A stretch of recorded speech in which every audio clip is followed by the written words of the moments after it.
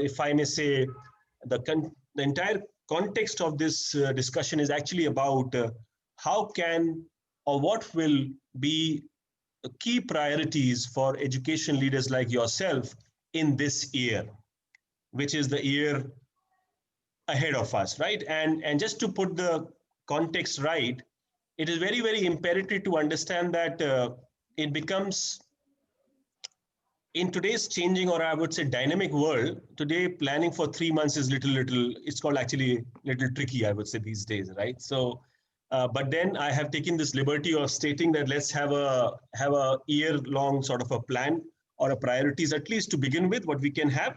So, as I mentioned, our conversations this is actually a complete series. This is our first session today, which is from the leaders from the North. In this conversation, we will actually be deliberating on, and we will be actually collaborating with each one of you, not just that we have our distinguished speakers. They will obviously sharing their perspective, but we will at the same time would love to have more of a participation from you as well when we will open this up for a Q&A. Okay, and that time we would love to hear from you that how are you setting those goals or priorities for the year ahead, which I'm sure is an important year in the context of student and education per se and school education, what we are talking about. Okay, with that as a backdrop, I will quickly set the context in terms of one more thing, which is that historically, whatever we have done, we have in a way culminated that into a final conversation. So let me say what I mean by this here is that we will be taking, or in fact, we are already recording this session and my team is noting down the key points which every speaker we're going to share with us. And by the end of the month, which is on the 30th of January, we will actually have a national convention. We will have a national program on the very same topic. And we will then come out with the top 10 priorities from IPN India to the larger ecosystem at large, which is the IPN fraternity or IPN forum, not just the IPN forum, I would say the schooling fraternity at large. Okay, so that's the way we will do this. And I will quickly, and I was mentioning to you, we are already at 5:04. So I will request my first speaker, which is Dr. Deep Khare ji, to begin the conversation. And obviously, I've already told you the context of this. After all our speakers have spoken up, we will have a very elaborate Q&A with all of you, and we will actually help you unmute, and then you can ask or say make your observation on the topic for today. Deep Khare ji, over to you. Thank you, Mr. Gaurav. Thank you, IPN. Dear friends, it's true we are in the new year. And Mr. Gaurav is asking the priorities of us for a year or more. I have just one priority, and this is not recent one, it is something pretty old one. And Mr. Gaurav tell me about this as a destructive thoughts, but I can't change myself and I'm starting with the same. For 30 years, I've been doing a job of convincing, basically. It can be a child, it can be a parent, it can be my colleagues or my management, and my principals and head of the departments. I've been convincing them something called, let us think why we teach. And I'm not very successful in this, but my commitment to let people understand has not changed. And particularly last year with pandemic on, I rather got much more firmly believing that yes, it is important to think why we teach, what we do in the name of education. So the convincing is going to be my first priority. I have to convince parents that you figure out what you want from your child's education. Do you want marks only? Then I think we all colleagues here can decide that we print mark sheet on the day first of the opening of the school. We should first print the mark sheets on the day one of the school and give it to parent. Then I don't think we have to do anything. We keep on charging the fees every year, every month rather. Okay, so that is also one of the way of possibilities. I have personally been believing that education means relieving children from all kinds of fears. They're not fearing of having any fear of anything as such. And for that, I think they should be confident.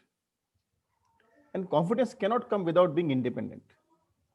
And from this perspective, I have been always looking at education, that how much are we making our children independent in doing whatever they are asked to do? And that is where I sometimes start my convincing to all the people that, for example, I take a very basic example, the homework. We have been doing an activity of education in the name of homework. Don't we feel that at times homework is nothing but go home and copy down some answer which has been ticked by some teachers? Question number 7, page number 7, paragraph number 3 becomes the answer of it. In the classroom, the same child is copying down something in the classroom as well. How often we have asked children, go and figure out the answer. Go and read 5 pages and then try to make your own answer. How many of us are ready to have 10 different answers in a class of 20 kids for the same question we gave? At times, we do not ask right questions as such. And that I'm not telling about the people sitting around. I'm just sharing my personal experiences. Okay, it may be wrong also. It might not be happening with you all around. I'm not stopping that. Say, for example, as a teacher of science, especially physics, if I ask a question, this is a very repeated thing I talk about, that name 3 solids in a class, say, of 4th or 5th or 6th, and say there are 40 kids in a class, I'm sure around 39 will write same 3 examples which has been written in their notebooks, which they remembered very, very well. I look forward to ask the same question by asking that, tell me the 3 solids you used today. And my question is, do you feel a parent will come and fight with me, that Mr. Khare, this question you did not ask in the notebook? The fear of parent that will come and fight with us, that, okay. In fact, I have been a teacher who have never let children to start preparing and giving exams. I always have thought that we prepare them for life. So they're ready for exams all the time. I hate all kind of preparation leaves. They are wrong way of doing things. You used to prepare for the night, and then after that, everything is going to go off. I've been asking this question many times, that if the same topper of a school is asked to give the same exam next day, will he score same? So whatever learning, whatever scoring is for that particular day, for that particular event, that's all. And next day, he's not having anything with him left over. This is one thing I wanted to bring across, that let us think that in the name of education, whatever we do we really try to find the purpose behind it? Or we are doing something which was because we have been doing it? When Mr. Gaurav said it is 2021, how many of us will continue doing what we did in 2020, but we do it more rigorously? And we think the effect will be better. I'm really sorry about it. I always have thought that let us think very critically that any process of education, any activity in the school, maybe assembly, maybe games. I have been always a big opponent of 5 children going to nationals and rest are not even knowing what is fitness. I take responsibility of the whole school, every child, the last bencher in the academics, and the child who never can even have done a jogging in the school. I always feel that we should be worried about fitness of the people, then making them national players. That is what is my basic fundamental way of working. And this is something I try to convince everybody around. That let us not look at some picture which can go into the Facebook or into the newspaper. Let us take responsibility of making every child to reach what he deserves, basically. So my second point was to let us work on the fitness of people, a fitness not for during the schooling time, but all their life. All right, and then rather than only sporting and what we do at times in general. And in this process of my 30 years of learning and rather teaching, what would you put it across? But I always have said that I put it differently. On the Teachers' Day, I generally go to my children and I thank them. Because I always have thought that whatever I learn and whatever I think, to quite an extent, the children are responsible, especially when I was talking about teaching of the physics subject. Because I have been using their experiences. And this is why I'm bringing it, something I heard a lot these days in the last few years, experiential learning. And I have been rather looking at it in a very different context and perspective. For me, the experiential learning happens 24 hours, not in the classroom, not only in the labs of the school. It happens all the time, around the clock.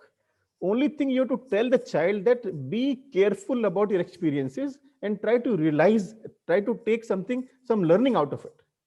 Do not wait for me in the school to show you a pipette or a burette or a vernier caliper or something like that. Wait, you're doing it every day. When a child breaks a Cadbury into 2 pieces, he is doing something in the name of mathematics. Wait everything. But we don't let him understand this is something he has done, something very important. We feel happy when he folds a paper into two sides and cut between two pieces, and we say activity is over. Let us not take columns of the check boxes that I have done one activity, sir, thank you very much. It was more of a demonstration than the activity.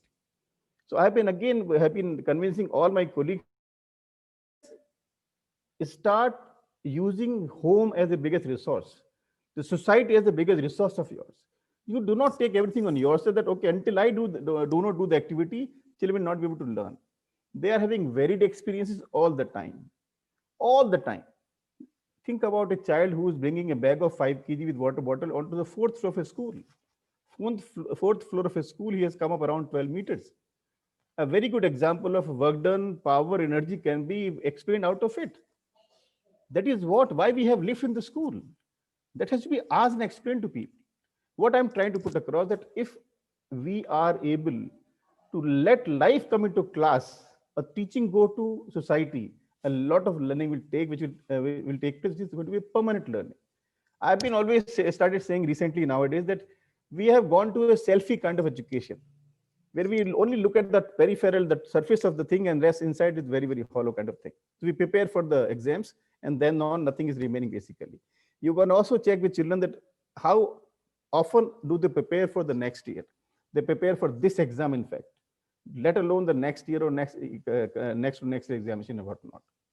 That is something which I also wanted to really bring about to note your notice as such. I do wanted to add one more name which has been now taken very seriously by people.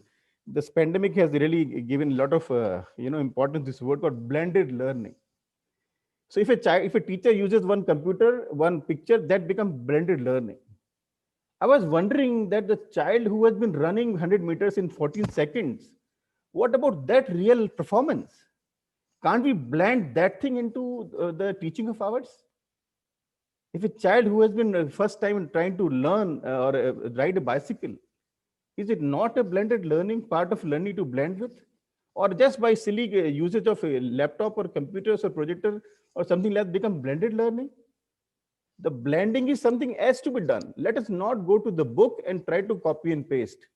Mr. Gaurav, something, or dear colleagues, I have something very serious to talk about. You see, we are having a very unique clientele with us. I will not be able to teach my children in Jammu with the way the children are being taught in Bengaluru or that of in Chennai. So I will not like to try to copy. I have seen people blindly trying to follow Finnish education. To whom? We cannot copy medicines. We have to very specific understand the requirement of children, their background, their readiness of what is going to suit to them, and then accordingly to plan it out. We cannot keep on learning from somewhere else and trying to give medication to somebody else. That is something I think we should all understand that. So blended learning for me is if our learning of children is blended with the life outside. If a teacher asks question, don't not ask question not to give 3 names of vegetables, but he asks what 3 vegetables you had in last 1 week.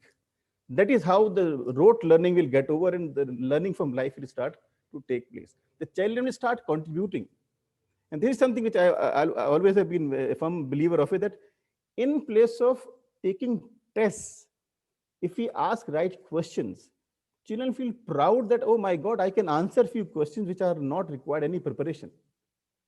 That means they can perform and have the taste of winning the things or getting motivated. I did it. Dad, I did not prepare and I said you did very well. I have always heard I did not prepare very well, so I did not do well. How long this will continue, my dear? How long will this continue? So this is something which I thought I'll bring across to all the learned people here. I spoke to you about homework. One more thing which I always would like to, share again. I have been convincing all my colleagues that let us not start giving solutions to the problem to the children. Let us teach them how to solve that problem. I've heard a new word which has come up from the market that problem solving. All right, it's a skill, great skill. How often do we let children to try this out? How often we let them know how to solve a problem, then giving them the solved problem altogether. Recently, the time has come when all sample papers will come into the market. I'm sure you all must be having lot many sample lying on your tables. If you turn the pages, you'll find 90% questions are solved in it. So children are not trained to solve questions, they are giving solution to the problem. And this is if keep on happening since beginning till end, which day will they start facing the problem? They're right now preparing ready-made answer to the ready-made questions that they think, if this question comes, I will write, otherwise, I'm sorry. Why there's a big difference between the performance in the board exams with that of the IIT and JEE and NEET type of examination? Because all the questions in those exams come which are not done by you ever. You have to figure them out first time and to solve them. Whereas in other exams which are school conducted or board conducted, they're mostly closely repetitive questions, and we kids are very good at preparing and they prepare it very well. I won't say cramming. They all are good children. They can very well understand. They can solve great problems. Do we train them for that? The whole training required, we don't need to teach them, we have to train them to solve. We should be with them when they're trying to solve. We should never give a solution to a problem to any child. My dear, solve yourself. I'm there helping you out. I will teach you the method how to solve, but I will not give you solution. I was doing physics and I have been this funda basically use all my 30 years of teaching. And I'm very happy that I was doing like that, to be very frank with you. And I had a very good rate of success, not of marks. I got a very good rate of success, but not of marks. My each child I always felt was liking what he's doing. He was very, very interested in physics. I've been always had a complaint from all my colleagues, Mr. Khare, बच्चे तो पूरे दिन physics ही पढ़ते हैं. I think that was the best compliment I ever got. And I think nothing I ever wanted beyond that. My all children used to study physics all the time because they wanted to do it. I never gave homework. I also would like to confess that I never used to give homeworks. No need. Come and solve in front of me. It will perform in front of me. Solve problems in front of me in my classroom. Do whatever you feel like doing at home. So this is what I think few things I wanted to bring across to you. I also would put in a short that let us think why we teach. We all know very well what to teach and how to teach. If we put why about every activity we do in the school, I think a lot will change. So this is the convince which I'm doing in front of you. The same thing I have been doing for quite some time, and I'll continue doing it. This is what I thought I'll share with you. I wish you all the very best. Happy New Year. I would like to listen from all of the people that what point of views they have.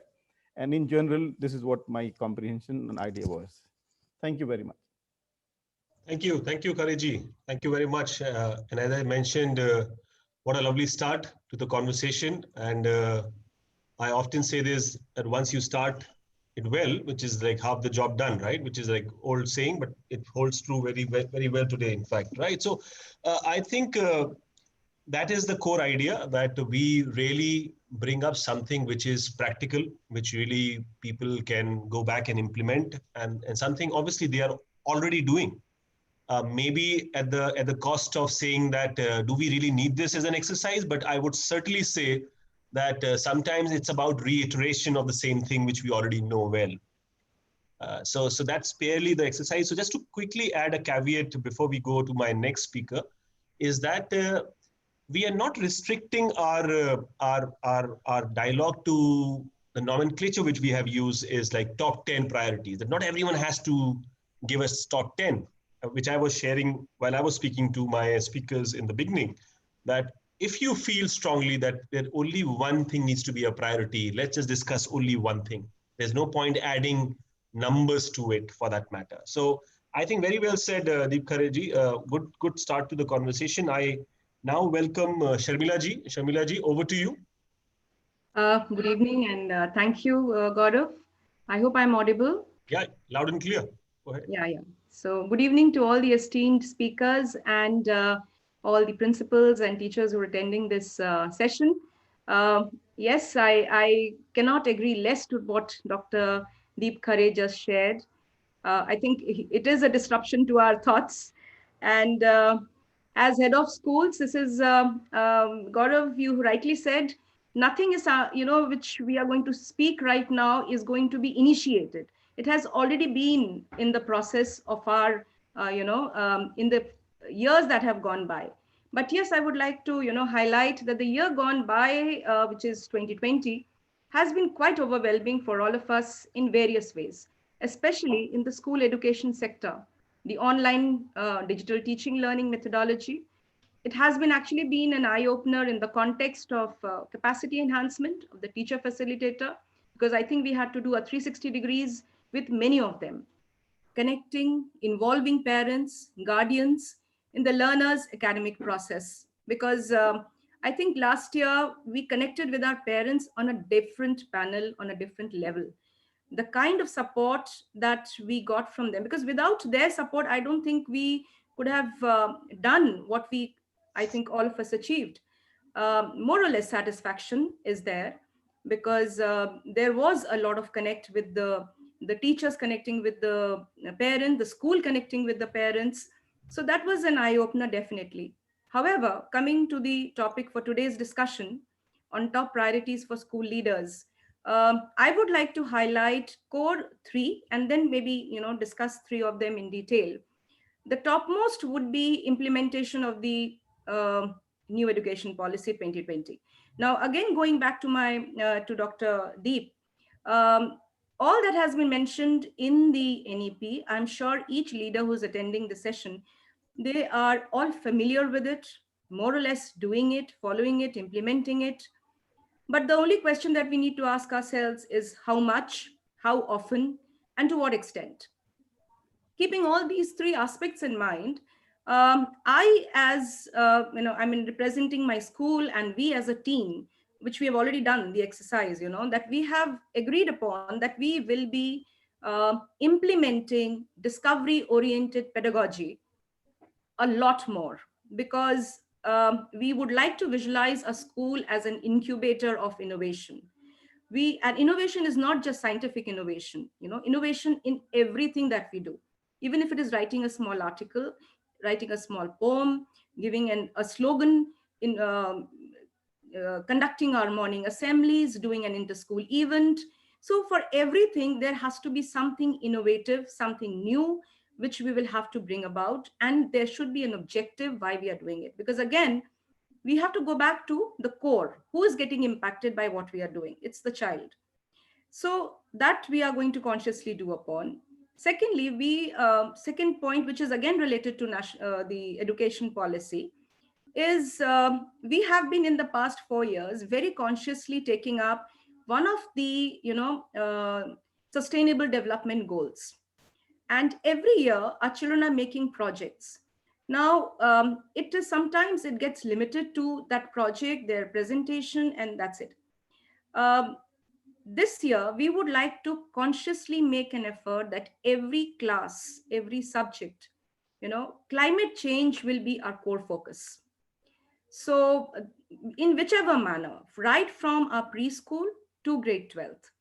And teachers will also, and as supervisors, as principals, as head of schools, we will also have to be absolutely engaged and involved in it and ensure that it is done at the most appropriate level and the children are able to understand, because I think we are moving towards a bigger disaster if we do not give it, kind of ingrain it amongst the learners. I feel very strongly for it. And I feel that our learners, this generation will be facing a lot of challenges ahead, and we need to prepare them. We need to give them those thoughts that consciously whatever they're doing, how are they contributing towards climate change. So that's something which we are going to be engaging very, very seriously. The third thing that again, which we have been practicing, but probably now more consciously, is integrating ancient Indian knowledge. Accordingly, this is again our education policy very clearly states, kind of instilling sense of pride and aspiration amongst the learners. As we have been always, we look up to the West, that they are the best practices are being followed there, whether it is even teaching learning, whether it is teaching aids, technology. I think that sense of pride has to be instilled amongst our learners. And again, it has to be a conscious effort in our teaching learning methodology. So primarily, this was classroom that I'm talking about, because being a grassroots principal, I feel our role and responsibility lies there more. Second is, thankfully, the NEP has reflected on and identified the role of a teacher as a core fundamental to bring about any reforms in the education system. The questions that were raised by Dr. Deep as to, why, how, Are we doing it? Why is the teacher doing what she is doing? Is she herself aware of what she is doing? And the kind of stimulus that we need to give to our children so that their higher order thinking skills are evolved, a teacher has to be trained for it. And that is again the role of the school, the principal and the management to ensure that the teachers are constantly upgraded and pushed to enhance their skills. So this is going to be my another core area, which where we have to train our teachers to deal with definitely digital teaching learning methodology, skill sets, and also prepare them for the forthcoming challenges and the changes that are going to come in the education sector. For example, artificial intelligence, for example, data management and data sciences. So all these are going to be coming up on their faces right away. I mean, we took up to technology within a fortnight in the last session. Probably, if this pandemic had not happened, we would have been, it would have taken us another 10 years to imbibe all these values that we did. But it happened so soon, and I'm pretty confident the rest of the changes will also come, will be thrown to us quite abruptly and very soon. So we have to prepare our teachers, facilitators, and all of us, in a broader perspective to deal, be more equipped and enhance our skill sets. Another important factor, which as teacher, as educators, as academicians, as academic leaders, we have seen that uh, mental health is something which we do give priority, but not as much as is required. Last session, I think all of us have seen that we had to deal with mental health issues at various levels, whether it was children, especially amongst the adolescents, even amongst toddlers. At every age level, there has been a challenge. Teachers, and not to forget parents. So, how did we reach out? How did we connect with them? Were we equipped ourselves to deal with it? Were my teachers adept? Could they deal with it? Did we have adequate counselors to deal with it? Do we have adequate content and knowledge and information to deal with this? Because the situation is very different. Children are 24 into 7 in their homes, not able to socialize. Primarily, we all understand children come to school to socialize, they don't come to learn. They learn to develop their socio-emotional skills, and that's not happening. That's taken a big setback. So for me, I would like to grow myself, adequate my knowledge and information, get myself skilled and trained, and similarly would like my teachers, my set of team to also do the same. Because I feel if you're mentally healthy, physically fit, only then comes the next thing, and that's education. So that is going to be my another priority, and I would be giving a lot of focus on it in my coming year. Last but not the least, as Dr. Deep Khare himself suggested, and again, it will be a part of my priority also, is how do we make blended learning process effective, enhancing, evolving, and a learning experience. Because what we have learned, and in my interaction with the teachers, we have realized that children have been constructing knowledge on their own in this last academic year. Teachers were mere, they did use a lot of technology, they did reach out, they did share their content, but I think a lot of task was done by the children themselves, because when technology comes in, I think they are far more ahead than us. So we need to equip our infrastructure, our pedagogy, our curriculum, teaching aids into kind of helping us to sustain this, because blended learning is here to stay. We cannot ignore or be we cannot say the fact that this is going to be next another 6-7 months, children will come back to school and it will be all normal. No, it will not be. We will have to get into blended learning. And how do we make it effective? How do we make it engaging for the learners? And involving the children is going to be a major task for all of us. And I think children should be a part of this thought process. They should be involved. They should be participating in this entire process, which I intend to do. We have always done this. I've seen children giving us lots of feedback on how to make our teaching learning effective. They have contributed by giving their own feedback and suggestions. And similarly, even in this session, we will be taking a lot of feedback support from the children, asking them what is the best way they can learn, they understand, they engage, and how productively can we do that. So that's going to be another core focus area which I will be dealing with. And I know it's not going to be easy. There will be lots of roadblocks, there will be challenges, but I think every challenge is an opportunity. And so these will be more or less things that I will be focusing on. Other than besides this, there'll be so many others. But if I am able to sustain all these three and evolve and implement them with the help of the children, parents, and teachers, I think more or less a lot of things will fall in place and move closer to the final implementation of the NEP and get geared up for for the year ahead. I would like to end with a quote of my uh, eternal favorite, Swami Vivekananda. Do not lower your goals to the level of your abilities. Instead, raise your abilities to the height of your goals. Thank you so much. Thank you, Sharmila ji. Thank you. And thank you for a very well-rounded approach, if I must say. And having said this, uh, I mean, we are all sketchy. This is the beginning of the new year. We are all a little edgy. I mean, at least I am. I am a little rusted. I've not been working for almost like 20 odd days now. But having said this, we warm up to the year ahead of us, and we all are catching up. And few things which certainly resonates well with me, because when I wear the fat of a young father, I mean, I'm father to two young daughters. The way they have thrived in these times, as in the time they got on the tab or laptop, which was actually to their liking. And until this, they were not, I mean, we had so much of restrictions for them, right? But now they say that, see, my teaching is happening on it, so hence my learning and my fun should also happen on it parallelly, right? So they actually bargain with me.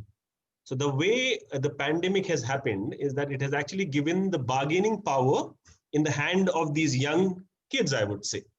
Okay, and I have few interesting observations to share. Reserve them for now, and I go on to Ajay ji. Ajay ji, over to you. Ajay ji is principal of Punjab Public School, Nabha, joining us for the first time. And for the benefit of all who joined a little late, Sharmila ji is the principal of Billabong High International School in Noida. Over to you, Ajay ji. Yeah. Thank you, Gaurav, and a very warm good evening from a very cold Punjab. Well, actually, it's such a vibrant discussion happening already that a couple of points which could have been raised have already been flagged off. So the first thing is what new to add. I was, WhatsApp again has become a learner and a teacher. Correct.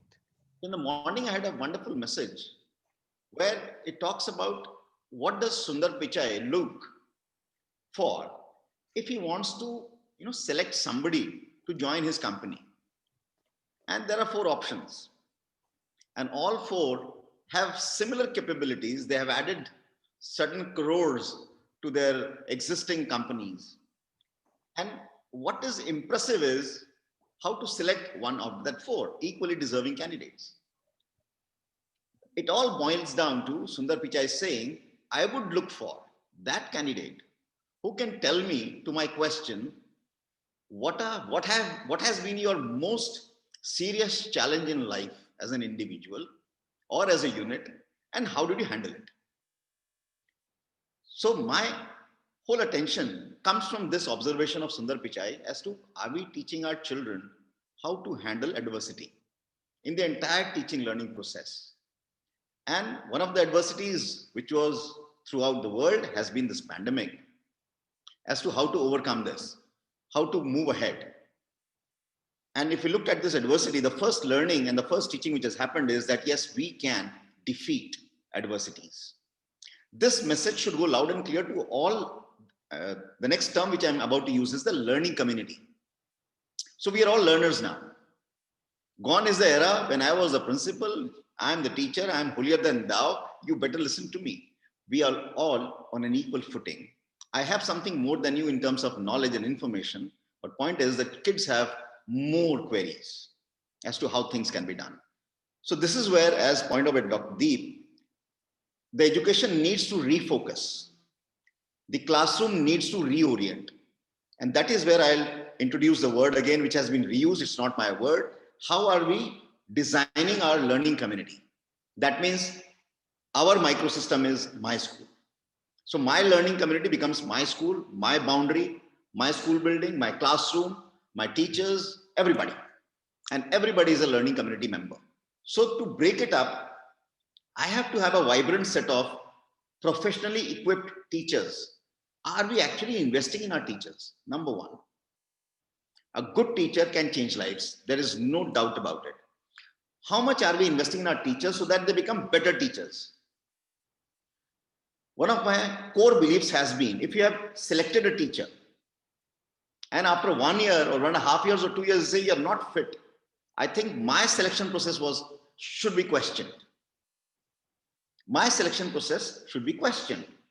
I have selected on a certain basis, on certain criteria, and have been unable to groom that teacher into a good teacher. So I am failing. I don't think that teacher is failing. Similarly, if I have selected a student to join my institution and the parent goes back unsatisfied, I have failed. Now, this is where the realization comes in, and I again use one of my biggest mentors. It's the teacher who fails, the student never fails. Because we have been not able to lift ourselves up to actually match the industry 4.0 with education 4.0. This is where the gap is. And this is where we have to bridge the gap. So I would be looking forward to that as a big, big goal in the coming year. How to prepare my students to meet the standards, which is already there in the industry, but education, it's not there. So as used by my previous speaker, that is where we need to bring them at par. Now the question next is how and what is the process? There comes the quality of teaching and the quality of learning. I'm saying teaching and learning, two different things. Generally as a teacher, I would believe that if I have taught, I have done my job, but has the student learned? It's actually the communication process. I have spoken and you have not understood. So the communication has failed. So education fails. When whatever I have taught, you have not understood. The communication has failed. It has faltered. So today, we need to realize as educators that today is the era of individual learning. Every child is equally important. We cannot look at only an average sort of a child. We need to address each and every child who is there under our charge. So learning has become individualistic and we need to cater to it. We need to cater to every child. That's where the teachers have to raise the bar, the principals have to raise the bar, and the parents have to also jump on the board. So the next thing on my agenda is, do we have that good, positive collaboration of the school learning community with the societal learning community? We need to bring them together. And by that, I mean the parent, the teacher, the students, the principal, and the society at large. Now here comes the societal expectations. Mera bachcha school jayega, he needs to get a 90%. So I need to look for a school which gives 90% to every child. So an X school which has a 90% result is looked at as a school to be vying for admissions to. The mindsets need to change and we need to work towards it as principals to change this mindset with a regular meeting with that is where the collaboration with the community comes in. We need to change this mindset. So the second point which I raise is the collaboration which should exist at the school level learning community and the community learning community. So this has to progress and has to become stronger with the full accountability and responsibility of everybody who is in charge of the learning community, the teachers, the students, the parents, and the community. One thing which I've always wanted and I'm trying to fit in is an example which I've taken from Dubai. Now that school only works on problems. They don't have a curriculum. They don't follow any curriculum. They only have problems at different classrooms. They give these problems, they select these problems, and the kids are supposed to find solutions to these problems. And that is where they use these problems to teach subjects as a tangential outcome, not as the main outcome. And I saw beautiful projects, I saw beautiful solutions, out of the box thinking, as the terms have been used and thrown around the world. Now, the school was actually fighting it out with the universities as to how you will take our kids into the universities. Now, that's a problem. So is there a school and the higher education disconnect? Again, we need to align that, as the NEP also is telling us. So I found that a very vibrant idea. So actual problems which are prevalent around in the community, in the school, across the society, global problems, they were all picking it up. It was a choice of the student to pick up the problems, group project, individual projects. And they actually worked to provide solutions to it. This is how they ran the school, the entire school. It was a beautiful idea. I really love that idea. I would like to implement this in my own possible way. Today, I think it's a crisis of leadership. The fourth point which I want to highlight. By leadership, I mean everybody. Are the principals ready to let go of that bossism, which we all hold on to so deeply, and allow micro leadership to develop? Meaning, to quote from you, I also love cricket, Gauravaji. We have seen how this team is working. There is a captain, but there is a bowling captain, there is a fielding captain, and there is another captain who is looking at how to handle things. Are we, or should we give this liberty to our teachers to really design the way they would like to teach?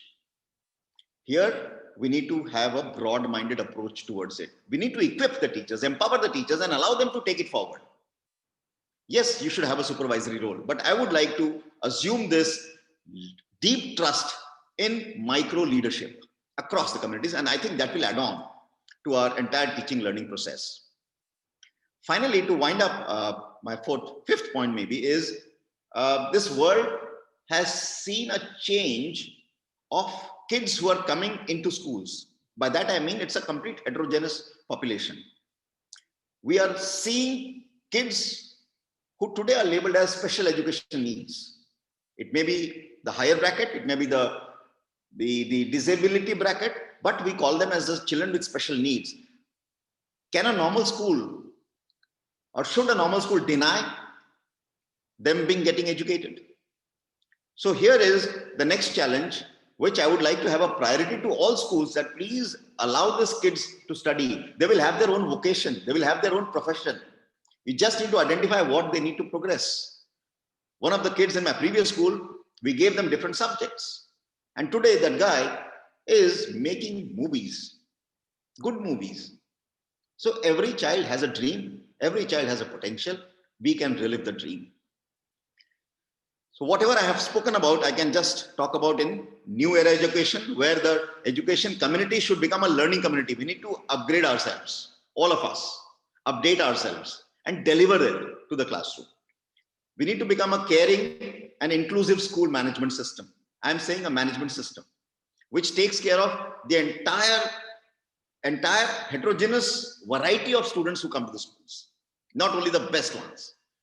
Then I would look at the third one, which I would like to be doing again, is the accountable, responsible micro leadership, empowering the teachers to carry forward the dream. And the fifth one is what I spoke about, is the collaboration with the community, where the problem comes in, where the real life situation comes in. So that's how we need to progress further to actually design good students. And last is, I would talk about, it's not a new term, but suddenly it has come into picture as to inquiry-based teaching. Now, inquiry-based teaching has been happening since time immemorial, and a boarding school is nothing foreign, it's ancient. We had gurukuls before the world knew anything about education. So point is, when we look at inquiry, we look at the why. So we need to, just as teachers, as learners, train our students to really look at the why of why. Because it can be a big field, you know. If you really want to imbibe critical thinking in the classes, it can just go out of context. We need to train them how to think on a perfected line of criteria, which they need to look at. So that way you design your content, you design your questions, and you come prepared with possible scenarios to that context which you're teaching in the classroom. So this is the priority list which I have actually designed for myself. I would like to go further in this. Thank you so much for the time. It's really fantastic to be listening to all experts here. Oh, it is a pleasure listening to you for the first time, Ajay. Fantastic, wonderful, passionate deliberation, I would say. And obviously, we have a common thread of cricket between us. So we'll keep exchanging notes as to how India plays out the third test match in Sydney, and then we look out to the fourth test match. I go to Sanjay Yadav ji as my next speaker. Sanjay ji is a principal of Ahlcon International School in New Delhi. Over to you, Sanjay ji. Thank you. So, of course, it's been very interesting listening to everybody's thoughts, and that generated some questions in my mind. So, I will begin with questions and let us see how we handle them. Uh, say, in one of my classes, when the question was asked from children, that which 2 days in a week begin with letter T, as Dr. Deep was talking in his conversation, that 38 out of 40 students, or maybe 40 out of 40 students, are going to give the similar answer. And here comes a child who gives an answer. Uh, those are today and tomorrow. These are the 2 days which begin with letter T in a week or at any point of time. And if a teacher goes by the rule book, which we say that a marking scheme and the answer which is printed on that only has to be given full mark, this child may not score there. But think of the creativity. Think of the different approach with which the child has answered. Let's look at one more question, and then I will talk about few things which I feel very passionately. And there's one common connect which I could build with Dr. Deep, that was we belong to physics, and I always love to call myself a student of physics, because till date I am learning that, and I learn it as a way of life. This is what I discuss with my children, and I tell them. So I'll be talking about that also, because that is something which is there in my heart, and I always discuss that. So how many seconds are there in a year? And a physics teacher who is trying to establish the definition of second, or a mathematics teacher who is trying to look at the calculation skills of a child, and there is a child who is very brilliant in his calculation and does all the calculations, gives the answer. And here comes the child who said today and tomorrow are the 2 days which begin with letter T, says there are 12 seconds in a year. And everybody is amazed looking at how can this be possible. Some would mock that answer, or some would not even acknowledge that. The whole class is laughing, including the teacher. And then there were times and there was era when the child might not be even asked to explain that why did you give that answer. Today, if there is a teacher who is curious to learn, or there is a child, will give an opportunity. All right, justify yourself. And the child stands up and says January the 2nd, February the 2nd, March the 2nd, April the 2nd. And this is how he says that there are 12 seconds in a year. Honestly speaking, logically speaking, you cannot prove it to be a wrong answer. But it is the perception. So what is desired is to build perception, and that happens as a part of the process. Of course, having lived through, and I can even go to the extent of saying that, yes, having experienced, we have lived through an era, and we are still living through a period where we talk about and we felt the necessity of need to exist. That had suddenly become the topmost priority of everything what human beings were doing all over the world. That all the things were taken over by the simple priority that above everything else, there is a need to exist. What needs to be done, how it needs to be done, and some of the things people adopted without logically analyzing it. Some of the things people did analyze, did criticize, did review, and when they found some sense, they adopted to it. But the core value, because when it comes to nature, and this is something which I have always been talking very passionately about, I have always used this earlier also, and I'm using it today also, that we as human beings, we don't need to interfere with nature beyond a limit. Otherwise, it is going to backfire. And this is what I have chosen as my background, if you can see, which talks about the SDGs, which are the 17 guiding principles of life. And they have not come into existence today. They have been there, they will remain there. It's up to you whether you acknowledge them, we honor them, and we live by those guiding principles. If we can live, we can survive, we can live longer, we can live better. Now, when I use the word live better, this is an example which I use when I talk to my children, because when I start talking to them about teaching, or when I talk about education, which was one of the opening remarks today, a simple question comes that what is the purpose of education, which was very simply and very rightfully presented. Because unless whatever we are doing, if we are able to convince the children, if we are able to give them a logical answer and reason, uh, may not agree, everybody may not agree, but yes, some of them, if they find it logical enough, they will say yes, whatever is being said makes some sense. So I put it in a very subtle and simple manner. I say that according to me, what I have perceived, the purpose of education is to improve quality of life, period. If you have learned language, you're able to communicate, to avoid any confusion, to avoid any misconception. And how does it help? Somebody will say, I can communicate with sign language also. I don't need to learn so many different languages. And then I say that when I use the word, it improves your quality of life. So does it make it easier? If you have learned the language, does it make your communication easier? And in the bargain, does it make your life and the people around you, their life better? So this is one. Of course, I'm only sharing some perceptions, which may be some of my own and some borrowed from my students, learned from my students. This is how I may put it. If we talk about today, over the period when everybody was trying to invent, I would say those who were capable and those who had the resources and who were authorized, everybody tried to invent uh, something to counter this pandemic, be it vaccine or the solutions which were required. So what was it? One, which I said right in the beginning, to cater to the need for survival, and second, to improve the quality of life.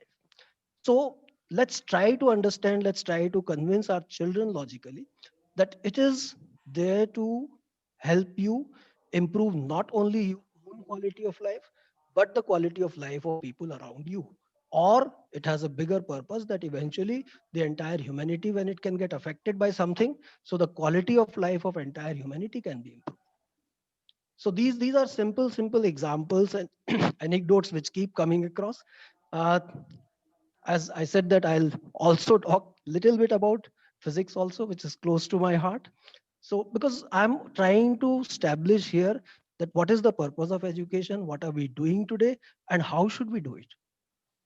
Again, everybody agrees today, at least we are living in an era where the parents, children, I won't say all of them, but at least some of them do understand that marks are not everything. It is not an examination, or there is something which is to be achieved to be successful in life. And there are so many examples to support that fact. So I feel that we are privileged. We are living in an era where people have understanding and their thoughts have moved with time. But at the same time, let us associate it with the child. What goes through the child's mind? What do the children want? And how do they perceive and how do they want to move ahead? So there, if we teach, I remember when I was a child, I was taught a very simple example or a comparative analysis between very simple things. You don't have to be a specialized physics or a science student to know a comparison between solid, liquid, and gases. And it was told that solid is something in which the molecular force of attraction is maximum. Fine. As a child, you learned that answer, and you wrote the comparison, and you got full marks for it. A mind starts thinking that imagine something which has maximum force of attraction. Won't it keep attracting it all the time? And God forbid, if it keeps attracting it all the time, one fine day it will collapse. Or where is it going to go? How much can it actually keep attracting? Is there an end to this? So we need to raise the curiosity of our children, their mind to that extent. where they are able to question this, where they do not buy any statement which has been given directly to them and they simply adopt it. So simple principles, I'll keep it very simple. I'll keep it very fundamental, yet very basic principle of life, which is the principle of education, is to make our children understand whatever is told. Don't buy it blindly. You have the right to question. Encourage them to that extent that they do ask the question. And once they ask the question, I'm sure that many of our own concepts will get cleared by their own questions. We will start looking at those things and the solutions differently. So this is one thing. Then we talk about, I'll take some more examples and some more things. Like I said that if I have to set priorities, of course, it's not that one odd day suddenly we wake up and there is a new year resolution which has been taken. So how many of those resolutions are kept to it and for how many days they are kept to it? We are all a witness of it. We've experienced it in our life. So instead of making a resolution, it is a process. And that is the process we ourselves have to live through. We have to be very passionate about it. We have to feel it, we have to live through it, and then only we will become a living example of that. If I said that for me physics is the way of life, so I live through that, and I see it as a discipline which I can inculcate among the people which are able to understand. For children, for parents, simple things. When children they ask, I always contradict parents and I tell them, I said, one day you do one thing, a simple exercise, keep a diary with you, or maybe your notepad or wherever you want to write. How many questions and how many things does your child ask for? And how many of them you do not answer? Or how many times you use the word no for an answer? The child has asked for something, and how many times have you used no for an answer? And then there is a need that there will be a situation where the child will create tantrum, child will demand in his own ways and means. And after all that argument, after all that scene which is created, you accepted the demand. Will you be respected for that? Or will the credit be given to you for that? I may be guilty as a parent myself for that. That yes, have we actually created some logical concessions for our children? There is a need. When we talk about value system, when we talk about creating that line, so our child should know very clearly, be it a teacher or a parent, I am only talking about, be it an elderly person, that there are certain things where the child is for sure, come what may, whether I make a tantrum or I do this or I do that, this is not going to be accepted because this is the core value system and it's going to remain same, whatever may come. So let's build that strong core value system. And that you can build only when you are convinced. Do listen to them. Do listen to their argument against it. And if you are able to logically convince them, then maintain it. The day you fail to logically convince, you have to change your own. Then you say that no, here I find. Sometimes we as elders may not directly admit in front of the child. But at the back of our mind, it goes on, that struggle goes on. That what he or she was saying was making more sense. So why do we hesitate in accepting that? This is where, when we talked about mentorship, when we talked about learning from each other, every educator will vouch for this, that so much they have learned from children. So when we talk about being principals, we talk about being leaders, don't we learn from people who are working along with us? Don't we learn so many things from our team? Don't we learn from a gardener who is working in the school? Don't we learn from the security person who is there to attend us? There are so many stories of learning. So there is something which is called as reverse mentoring. I've recently come across the term and I did a lot of study on it. I did try to analyze because we do experience it in our life. So it is reverse mentoring, and this period of pandemic is, I would say, has established this reverse mentoring. There are so many students, teachers will say, my child helped me in my virtual classroom.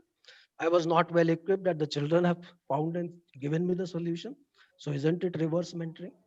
There are so many teachers, younger teachers, or I may say it's not age related phenomena, but somebody who was technically more sound has learned. I do not hesitate if I'm working on something and I'm taking a conference and I find a difficulty. I do not hesitate in asking any of my colleague that you have done that. I saw that happening in your classroom. So why don't you teach me? Why don't you tell me? How have you done it? So this is the mindset which has to change and which should be a priority, that yes, we are working on a platform where we are a team. We are there to learn from each other and it is for the larger benefit. Two more things I'll take, Mr. Gaurav. Something which is again close to my heart, but very essential, because my first thing which I said was the need for survival.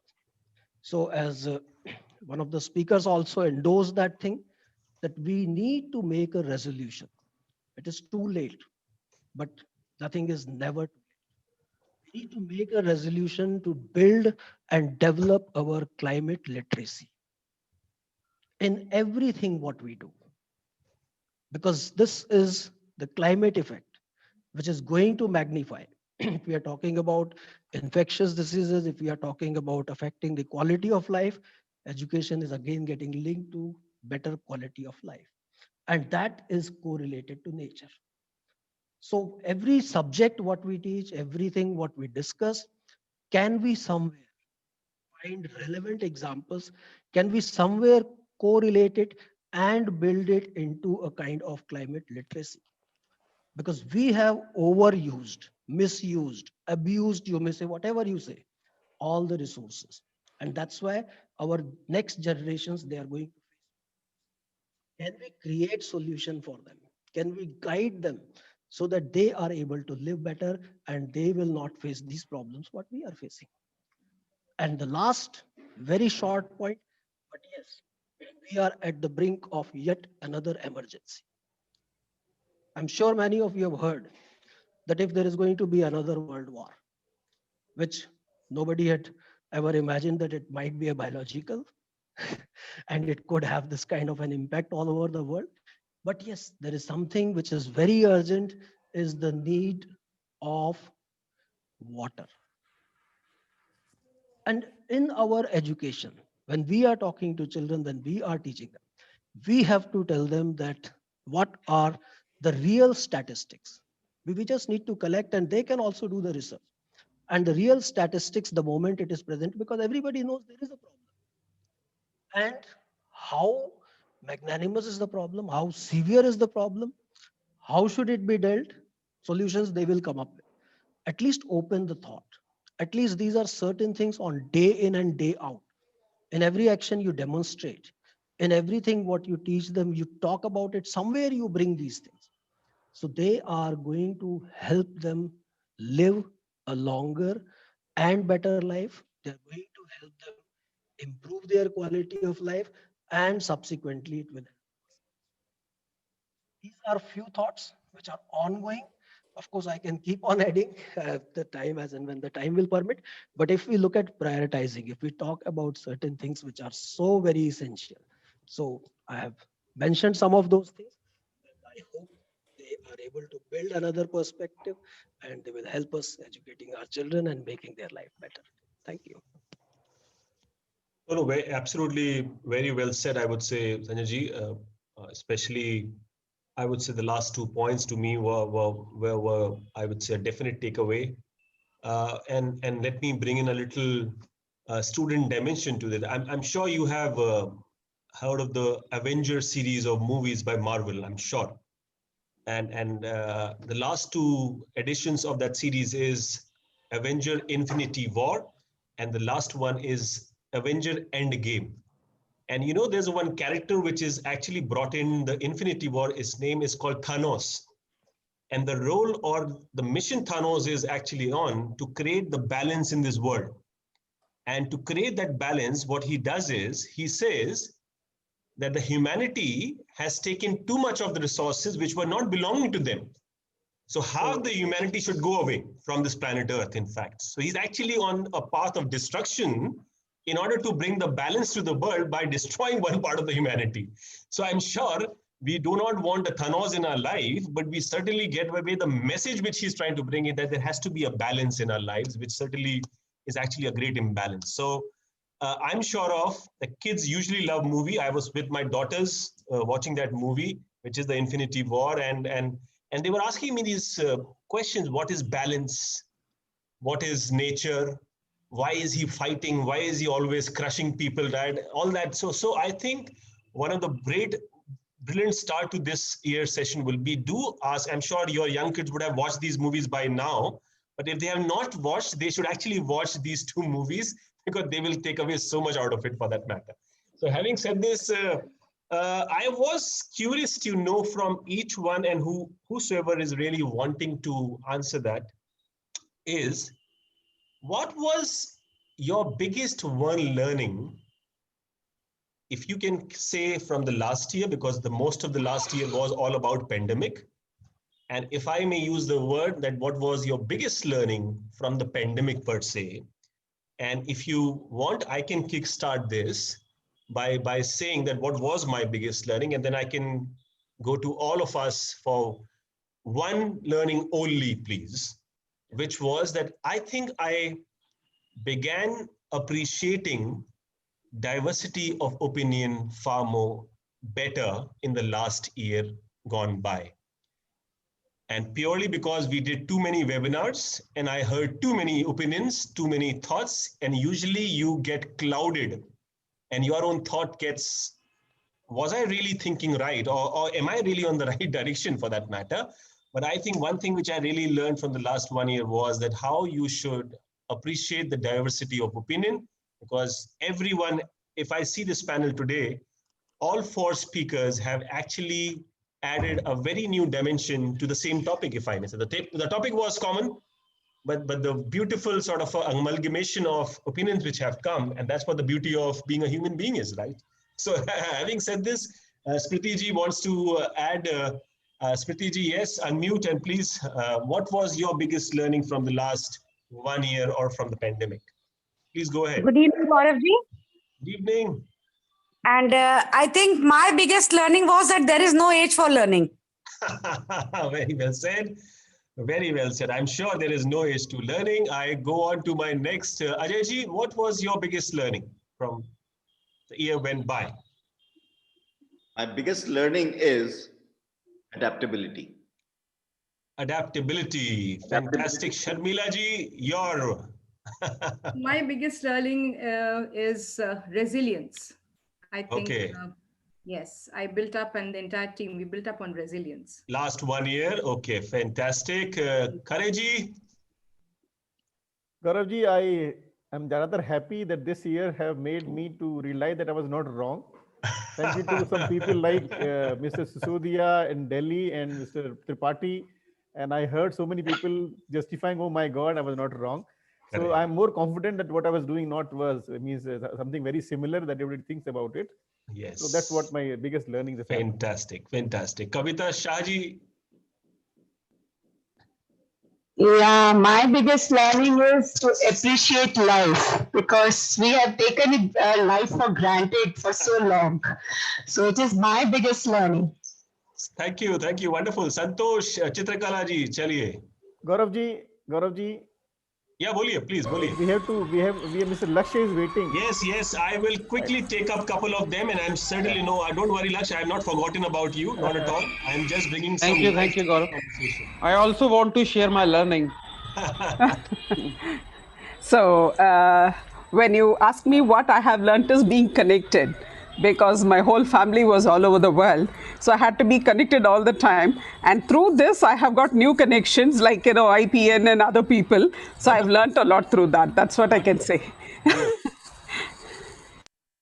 Okay, I'll just take one more. Santosh Kumari, yes, please. Yes, and then we'll move to Lakshya. My learning in the last year is that take life as it comes to you. Okay, wonderful, fantastic. So this was purely for the fact that I hope we were all live and kicking in the conversation. Yes, we are thinking, and we are not just here adding as a number. So I go to my last speaker, which is last but not the least, Lakshya is with us. Lakshya Chhabaria is. Thank you. Thank you, Mr. Gaurav. And my warm greetings to the fellow panelists and all the educators who have joined this session. And my biggest learning of 2020 is life is uncertain. Live your life fullest and enjoy each and every moment of your life. And I would like to thank Gaurav Yadav, the founder of Indian School Principal Network, for giving me opportunity to speak on this platform. My fellow speakers have already covered all major priorities which were on the agenda of top 10 priorities for Indian school leaders. I would like to add my perspective from the perspective of affordable school. The COVID pandemic has created a large disruption of education system. It has affected 1.6 billion learners across the globe. Many children have availability of resources, hardware, internet, but many do not have. Those who are living in remote areas, villages, they were able to connect through radio program, TV shows. We must appreciate the hard work of Ministry of Education for creating such platforms like Diksha Portal, radio programs, and providing worksheets for the children who do not have access to the children. The closure of school has affected the learning of our children. This has created a huge gap in the learning of our children. Therefore, the prime objective of all educators will be to overcome this gap. We need at least 2 years to recover from this turmoil due to pandemic. All the educators are committed to provide the best education to our children. Since physical schools are closed, the other options with the educators are limited. So, such as online classes and providing worksheets. Some of the teachers are not tech savvy. Now they have become expert. They have become tech savvy. They have learned to use latest technologies which are used in education. We are all learners, and teachers have adapted themselves in a very fast way. Therefore, we have to see the positive side of this pandemic, what we have learned in this challenging situation, and how we have converted this crisis into an opportunity. Let me share my words on the priorities for an Indian educators for their school. How we can revive our school system so we can bring back the confidence of parents, teacher, and children within the school system. First of all, the priority will be reopening of school. The school must resume as soon as possible because everything has come back to normal. Offices are open, markets are open. Each and everyone is going out of home, offices. The cases of COVID are now on downside across the nation. Vaccine is also coming. All the circumstances are positive. Therefore, the first priority of an educator will be the school must resume normal. We must also address and counter the fear of COVID within the parents, teachers, and children. We have been through a trauma. We have to end this trauma. Only this is possible when we got support of government, media, and educators. Life is coming back to normal. Bad phase is over. Now we have to take all measures to revive the education. If not able to revive the education of our children, it will be a major adverse effect on the life of our future generations. We have to overcome the learning gap because many children who do not have access to the hardware, therefore they have been left behind. Our main objective would be children who are not able to connect online classes due to any issue. Therefore, the priority of school would be work on them, to work hard with them to overcome this gap, learning gap. Our children have gone through this mental trauma. It has badly affected the mental health of our children. Therefore, we have to do counseling sessions to motivate our children. We have to raise emotional quotient of our children. At our school, at SR Capital Public School, we are running a program, the Life is Beautiful program, which help our children to connect with themselves, their family.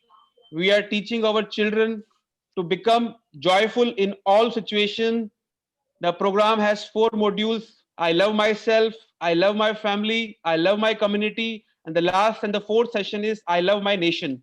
Therefore, we will organize such programs in the next academic session. We have to revive the physical health of our children, because children are getting education from their home. Their physical activities has been stopped.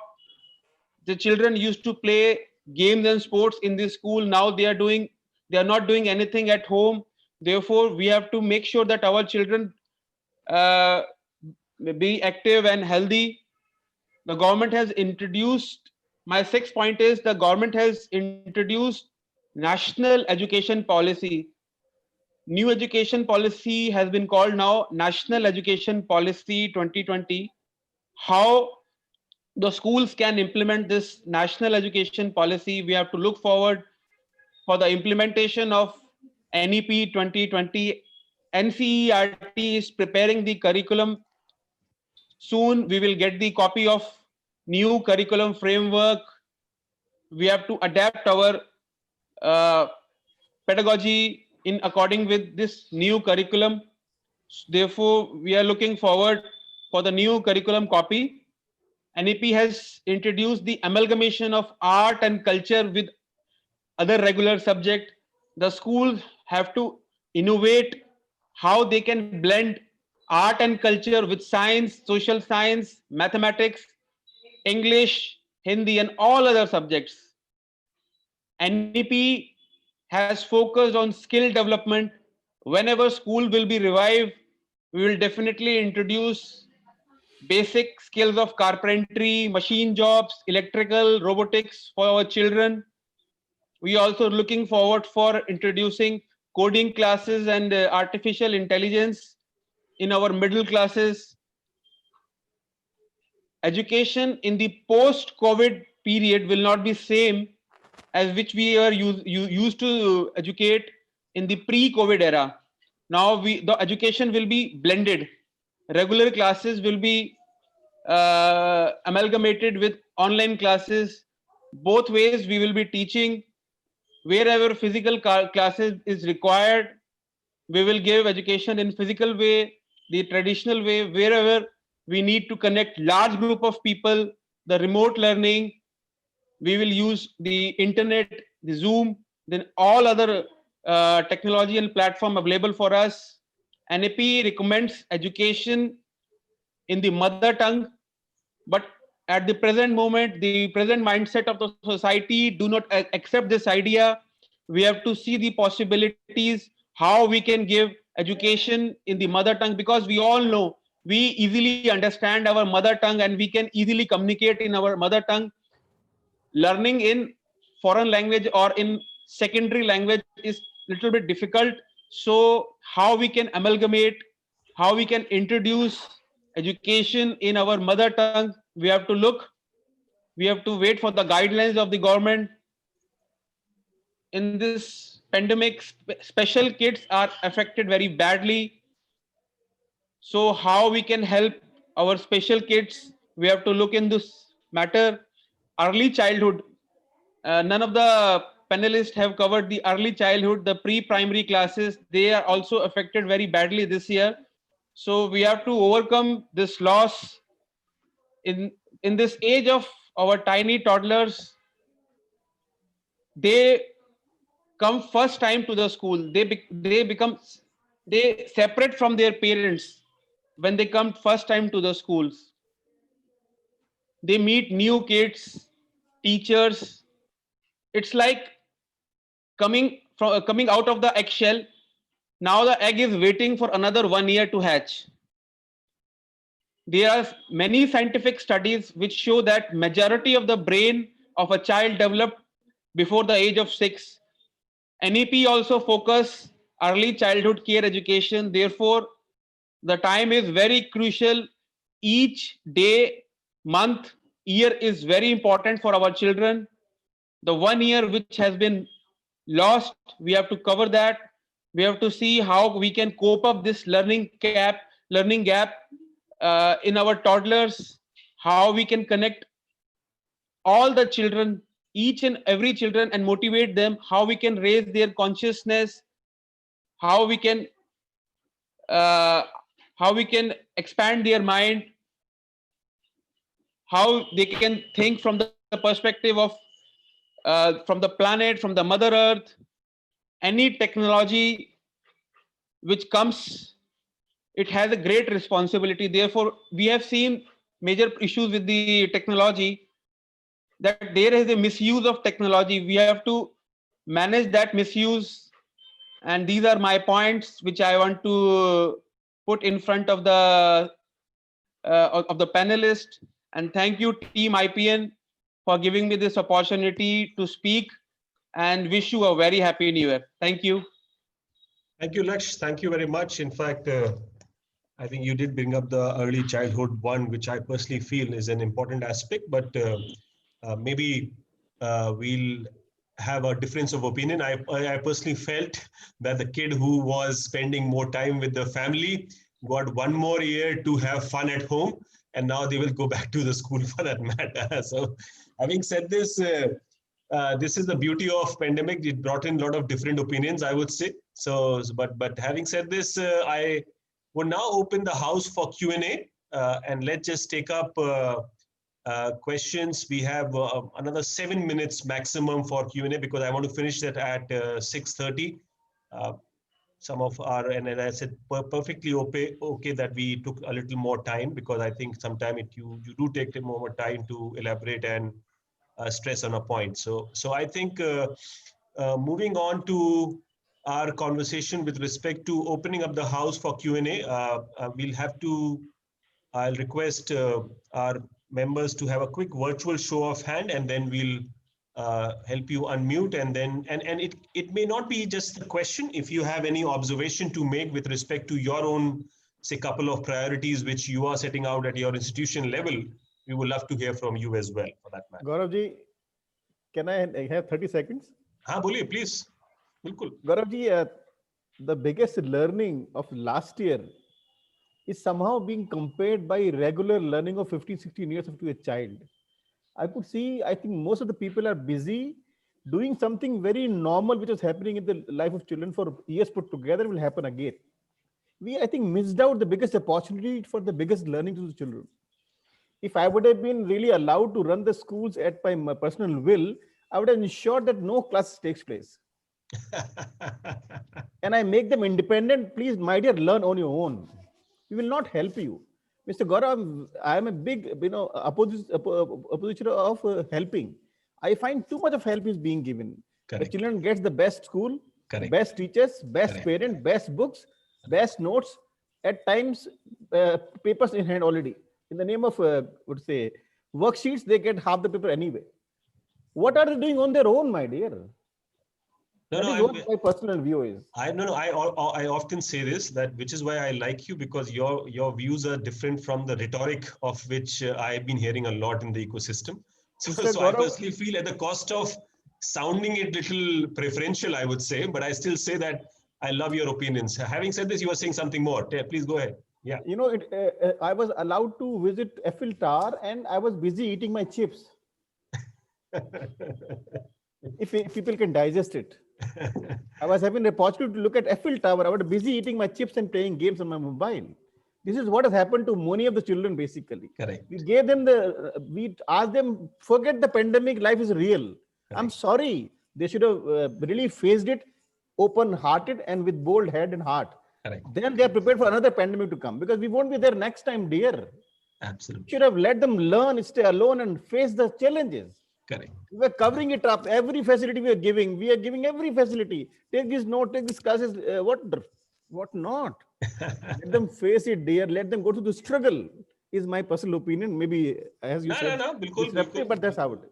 we are still a democratic country, so we can obviously.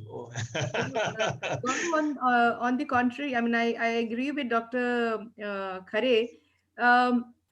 This last year, I think there was a lot of self-study, which I highlighted while I was speaking, True. that children constructed a lot of knowledge on their own. Correct. You know, there was a limitation from teachers, and we had to follow the government guidelines of timings. You could not go beyond 3 hours or 4 hours of classes. But yet the children, I think, I would say 70 to 75% of the children did a lot of self-learning, and so I think in a way it was definitely as it's kind of really overwhelming and an eye opener that it works. Are you saying that we needed a pandemic?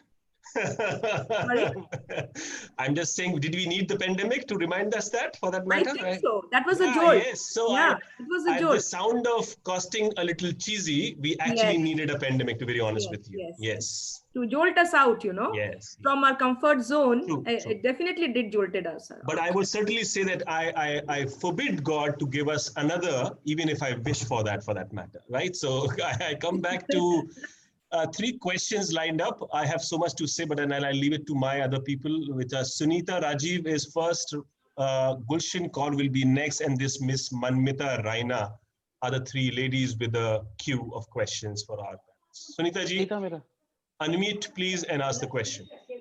Namaskar. It was such a beautiful evening listening to. Am I audible? Boliye, please. Yes, you're loud and clear, ma'am. Yes. It was really great listening to such lovely thoughts from your esteemed panelists. And literally, I've been fixed here. I've not moved. And I've been taking down notes, and there are 5 pages filled altogether. My principal is here. And it's not the first time I'm attending IPN. So first of all, thanks to you. And just one aspect I wanted to bring here was this pandemic has made us realize the value of gratitude. It has made us realize what we need to be thankful for, and it has made us realize what we need to value. And I think as teachers, we've been able to transfer this to our children, and they're a happier lot because they have the world in front of their eyes. Now they cannot complain the parents don't give them time. So the positive side is also there. Of course, I was marking your words when you said, do we need a pandemic? Where the mind is without fear, at last he says, into that heaven of freedom, my Father, lead my country, let my country away. But we need that, one reminder from nature, though in a very harsh form. But I'm really thankful to the panelists who have really enlightened our evening today. Thank you so much. Was absolutely, in fact, don't consider that because you are at my panel, I'm saying that, but you were really, really good. And having said this, I go to the next question, which is Gulshan Kaur. Over to you. Thank you, Gaurav. A very good evening. Good evening. And it was great hearing to all the panelists. I'll come straight to the question. I would like to hear something on the priorities set out by the panelists in terms of early childhood care and education. And what do they think a school development plan should be for the next 5 years when it comes to early childhood care and education? What should be the priorities and how we should plan for the next 5 years? Who would like to go first of the panelists? Ajay, go ahead. That's a beautiful question, because certainly the thing which has been pointed out already is the entire neuro system which develops by the age of 6, and later on it just grows. So to answer this question of the ECCE, where we are looking at the early childhood care and education, the first and the foremost predominant approach should be we should get rid of all the textbooks, number 1. Number 2, we should bring in what the child is doing at home to the school.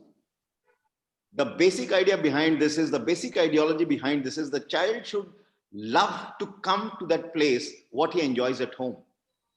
So you plan your entire curriculum, you plan your entire teaching as to what he does at home, including music, including toys, including some worksheets as per their age, or maybe play and mark figures with clay and everything. Just let them enjoy the childhood.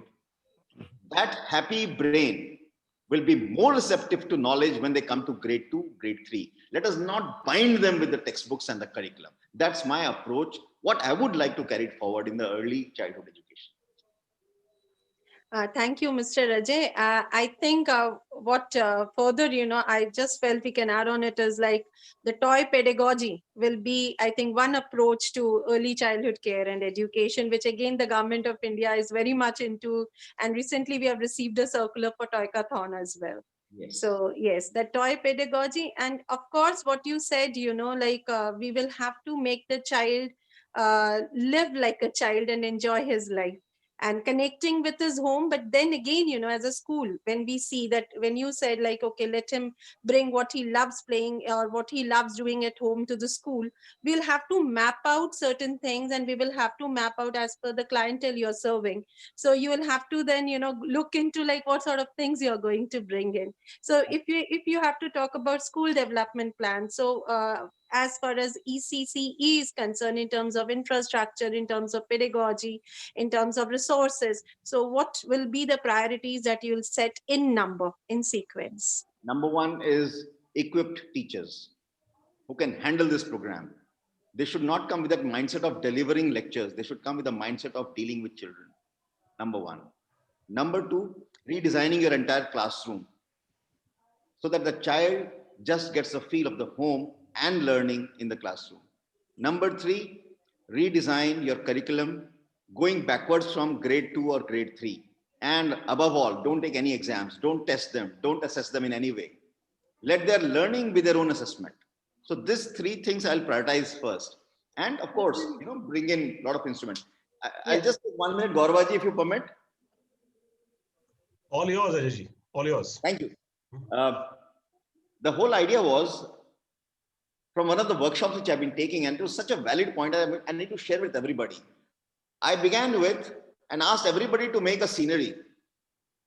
And everybody made that mountains and a river with a hut or a building or something, and the crows flying. This is what we have damaged as educators. Scenery is a scenery which the child should visualize and bring it on paper. We have conditioned them. Don't allow them to get conditioned is the answer for early childhood. Let them explore. They are the best scientists of the world. Fill colors to your choice. The sky can be pink and the water can be green. Exactly. Right? Thank you. Thank you for your inputs. Miss Manmita, your question. Happy evening to all of you. It's really a wonderful session, Gauravji. Every time you are initiating with such vibrant sessions. And it's really pleasure to listen to Sanjay sir and Deep sir, Sharmila ma'am, as well as Ajay Singh sir. And Lakshya. Yeah, yes. Yes, sir. Yes, no, I said, and just to add Lakshya as well to the conversation. Lakshya, yeah, Chhabaria sir also, definitely. Like Sharmila ma'am told about the mental health. Along with the mental health, I would like to add one more point. That is, we need to, like my top priorities in next year, this year, 2020-21, will be to make the children emotionally intelligent. First point. Secondly, that is the conceptual learning, as the Deep sir already told, that we should integrate the theoretical learning with the practical life, the real life. I believe in that. And if you ask me what I have learned since during this pandemic period, I have learned how to explore myself. I explored myself during this pandemic, as well as I became techno-savvy. Thank you, sir. Thank you, Gaurav sir. Yes, thank you. No, it's actually an opinion of 99% of people. We all became more tech friendlier, I would say. I have never heard of Zoom until 21st of March 2020. Exactly. And today I keep Zooming, if I may say, right? On a daily basis. With your permission, I'll just add one simple line to this. That yes, over this period, when we are talking about mental health or when we look at the state of the people, forget about the children. Even if you observe the adult behavior, how much of a variation have you been able to notice in that behavior? Those of you who have seen, even within your own behavior or for the people around. So my only appeal to all the educationists and everybody will be that when a child comes back after the pandemic, you don't correlate it to the child he or she was before the pandemic. That there's going to be a change in personality. There's going to be a change in the way child will react or do.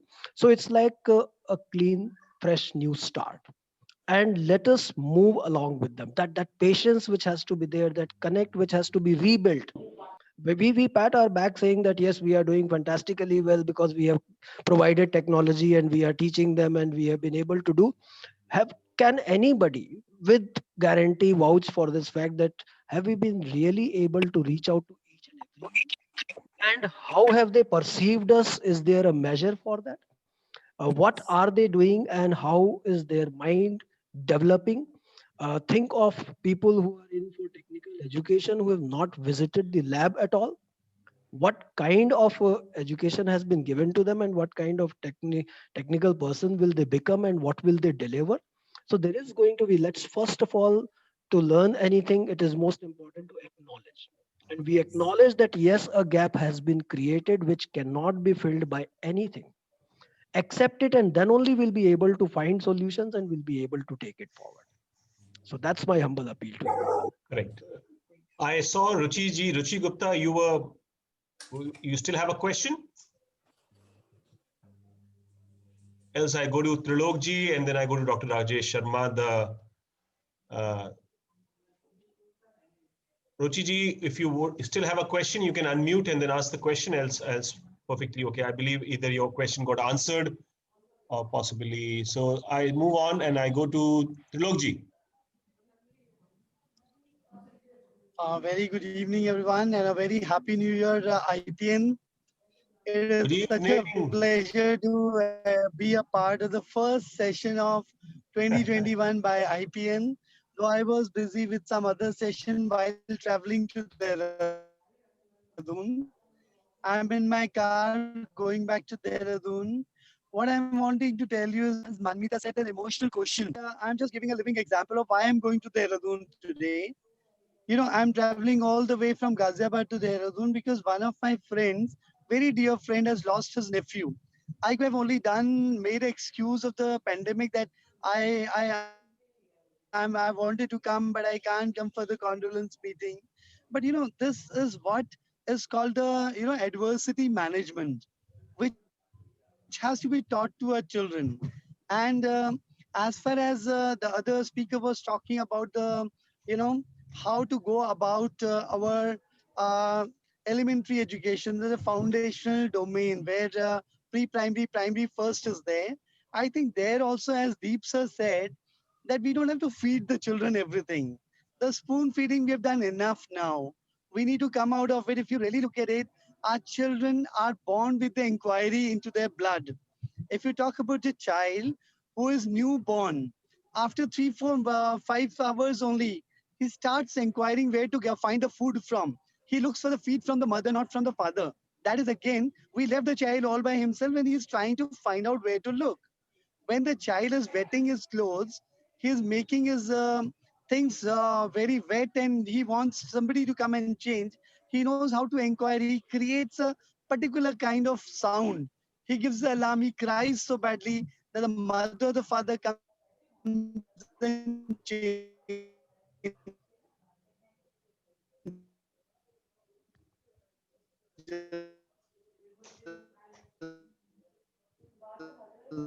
I think we, unable to hear you, Trilokji, properly. We could hear you at the beginning, but then because you're traveling, the same way when we come to the education system, we have to leave the children to do is give them the ready-made of everything. I born into their comfort zone. Where some of the schools which have reopened recently, they found there. Because this is what they were doing at home. After one period, they were lying on the bed. Yeah, Trilokji, not audible properly. I'll pass on to Dr. Rajesh. Yeah. Good evening, Gaurav, and congratulations. Happy New Year 2021. And I pray that it is 100% far better than 2020 for everyone. And I must congratulate you for the first session. It was so impactful and very utilization wise, very good. Second thing, I just want to share one, experience I had been. I visited my very good friend who is a professor in medical college. Okay, so he told, you are the first person I'm meeting physically in 10 months. Somebody, as a matter of fact, when I asked, I'm visiting Gwalior and I want to meet you, he told, don't come. My wife is on corona duty and we'll see next time. I told, no, I'm coming, and I went to his house. He told, you're the first person meeting me in 10 months physically, face to face rather. Because these medical people, as a matter of fact, they have faced it so closely. And then he told, I have seen the death of humanity during this pandemic. One very, very wealthy person died. Nobody came from home. Even the ward boys were scared to touch the body. They were pushing it with the bamboos. So somewhere that education, mark sheet, only marks are the education, that we have to come out of it. And from every platform I have been requesting, but for a principal, I am a principal, I have seen it happening, very, very difficult to bring it on ground. So again, I rather, request everyone, appeal to all with whole grit, whatsoever best you can because do. I'm on the traveling mode.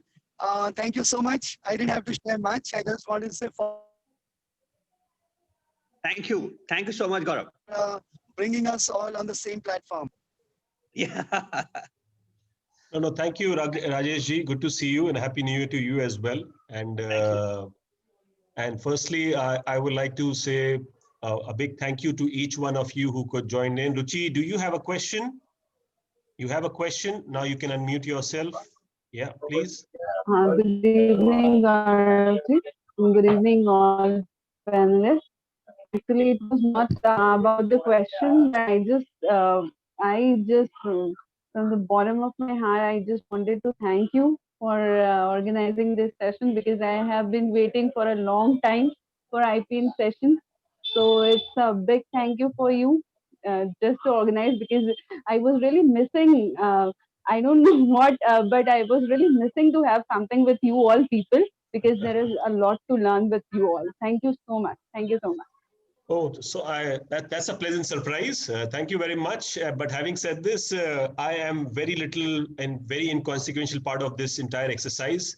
People who are the real, I would say, is everyone who has made IPN, and I think the knowledge repository which we have in you, which is the speakers or the educators which I work with. So I have that liberty of working with such wonderful people. So thank you very much for saying so. But at the same time, for today's purpose of making a closing, which is that firstly, thank you to all my distinguished panelists, which is from Dr. Deep Khare ji, to Sharmila ma'am, to Ajay Singh ji, to Sanjay Yadav, to Lakshya.